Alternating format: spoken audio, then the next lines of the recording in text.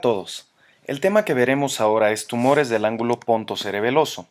Este es un tema importante, sobre todo considerando que los principales síntomas y signos que vemos en este tipo de tumores son temas que ya hemos ido viendo: hipoacusia sensorial, vértigo y parálisis facial, entre algunas otras cosas.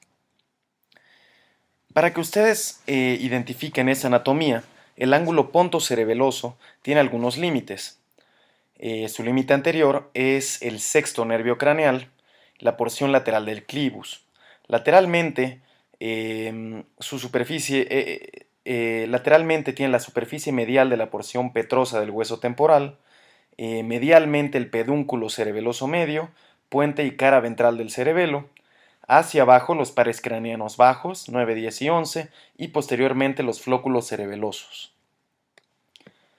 Aquí vemos entonces en este esquema el cerebelo, ¿okay?, médula oblonga, puente y mesencéfalo, y aquí vemos el ángulo pontocerebeloso con los nervios 7 y 8. ¿Okay? Un poco más arriba vemos la emergencia del nervio trigémino, aquí señalado, ¿okay?, como quinto nervio, y hacia abajo entonces comentábamos que vamos a tener los pares craneanos bajos, 9, 10, 11 y el doceavo, que es el hipogloso. El ángulo pontocerebeloso es este espacio que está comprendido aquí. Aquí lo vemos en otro esquema, vemos el tentorio, vemos el complejo facioacústico 7-8, vemos los nervios craneanos bajos, aquí el puente, ¿ok?, médula oblonga. Y bueno, este es el espacio en el que pueden emerger algunos tumores que vamos a ver ahora. Cuando nosotros queremos ver por tomografía o por resonancia magnética, en este caso es una resonancia en una secuencia T2, porque estamos viendo las áreas de líquido brillar, vamos a identificar el ángulo pontocerebeloso en este espacio. ¿Okay? Aquí tenemos, si ustedes ven, la cóclea, el laberinto posterior y el conducto auditivo interno con el paso de los nervios a través de él. Aquí ya tenemos el puente. ¿Y qué tumores podemos tener a ese nivel? Tumores extraaxiales, el más común de todos ellos es el schwannoma, el más común por mucho y es un tumor benigno de crecimiento lento. Meningioma, que sería el segundo más común. Podemos tener colesteatomas, que se generan en la punta del ápice petroso, llamados dermoides a ese nivel. Quistes aracnoideos o aracnoidoceles, schwannomas de otros nervios craneales, que pueden ocurrir en cualquiera de ellos, pero el vestibular es por mucho el más frecuente, hemangiomas, lipomas, teratomas, paragangliomas y condromas. Vamos a hablar principalmente del schwannoma vestibular, pues este es el que por mucho es el más común. Su incidencia es de 1 en 100.000 a 200.000 personas. Abarca el 10% de todos los tumores intracraneales y es el 85% de los tumores del ángulo pontocerebeloso que tienen implicación para el médico otorrinolaringólogo. Emergen igualmente ya sea del nervio vestibular superior o del nervio vestibular inferior, y su crecimiento es aproximadamente de 2 a 3 milímetros por año, no mucho más que eso. Entonces es un tumor de crecimiento muy lento. Considerando esto, muchas veces la estrategia que nosotros tomamos en este tipo de tumores es algo que llamamos wait and scan, o espera y repite el examen de imagen. Y esto lo vamos haciendo anualmente y vamos valorando el crecimiento del tumor siempre y cuando no esté generando síntomas importantes o datos de compresión. Su presentación es esporádica en el 90%, pero se ha visto que existen casos hereditarios hasta en el 10%, y bueno, lo que sí es frecuente es que cuando tenemos schwannomas vestibulares bilaterales, en ese momento inmediatamente hacemos diagnóstico de una neurofibromatosis tipo 2. Usualmente, el origen de estos schwannomas es a nivel del conducto auditivo interno, es un origen intracanalicular y van creciendo desde el conducto auditivo interno hacia el ángulo pontocerebeloso hasta después comenzar a generar compresión.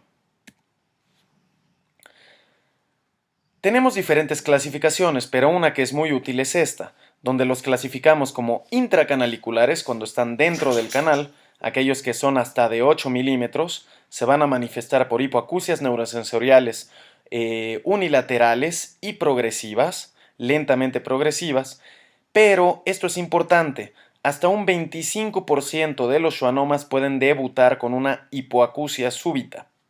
Otros síntomas que son comunes son el acúfeno y la disfunción vestibular. De hecho, la mayoría de los casos comienzan con acúfeno. Entonces, en todo paciente que yo tengo un acúfeno unilateral o una pérdida sensorial unilateral, me veo obligado a realizar un examen de resonancia magnética. El grado 2 serían los tumores llamados cisternales, que ya salen del conducto auditivo interno, pero tienen un tamaño menor a 2.5 centímetros. Cuando ya tenemos el quinto par craneal afectado, inicialmente vamos a tener afección del reflejo corneal, podemos tener hipoestesias por afección de B2 y también alteración en la función de los músculos masticadores. Cuando hay afección del séptimo nervio craneal, tenemos el signo de Hitzelberger y podemos también tener afección de pares craneales bajos conforme este va creciendo. Posteriormente, tumores de ya más de 2.5 centímetros son los que se consideran como de fase compresiva, pues comienzan a afectar el cerebelo. Los pacientes pueden además tener hipertensión intracraneal, mostrar datos de papiledema y diplopia secundaria, afectación del sexto par craneal. El llamado signo de Hitzelberger es un signo interesante, pues muchos autores refieren que es el primer dato que vamos a encontrar ante una compresión. Pareciera que los nervios vestibulares van siendo un poco más resistentes, igual que el nervio coclear, a algo que está creciendo en ellos, y no así el nervio facial. El signo de Hitzelberger es hipoestesia en el área auricular inervada por el nervio facial. ¿Por qué tratar entonces los schwannomas vestibulares si son tumores benignos? Pues los grandes, porque generan compresión, pueden generar inclusive hidrocefalia, y porque ya vimos que si están grandes es porque tienen un potencial importante de crecimiento, y seguirán creciendo. ¿Y por qué tratar tumores pequeñitos o medianos? Pues para prevenir el crecimiento de los mismos, y en todo caso, para tratar de preservar la audición y la función facial de ese lado. Aquí vemos el crecimiento en una secuencia T1 con contraste de un schwannoma vestibular, hasta llegar a una etapa compresiva. Este es un caso de madre e hija que tienen neurofibromatosis tipo 2. En este caso, esta es la resonancia magnética de la madre, que tiene un tumor compresivo emergiendo del lado derecho, del conducto auditivo del lado derecho, un schwannoma, y un tumor mucho menor. Este es un tumor intracanalicular aún, que comienza a tener una fase ya cisternal en el lado izquierdo.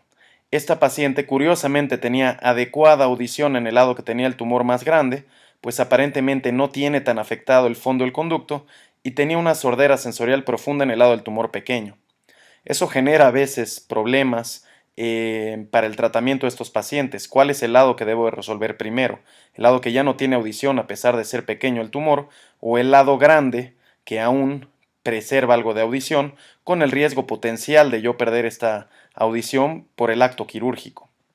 Y la hija tiene dos tumores grandes y compresivos y ella ya tenía también afección de nervio trigémino, afección del sexto par craneal de uno de los dos lados, tenía una sordera profunda bilateral en ambos lados, además de parálisis facial que estaba ya incipiente, con un grado Haus-Bragman 3 en uno de los dos lados. Es un caso mucho más severo el de la hija que el de la madre.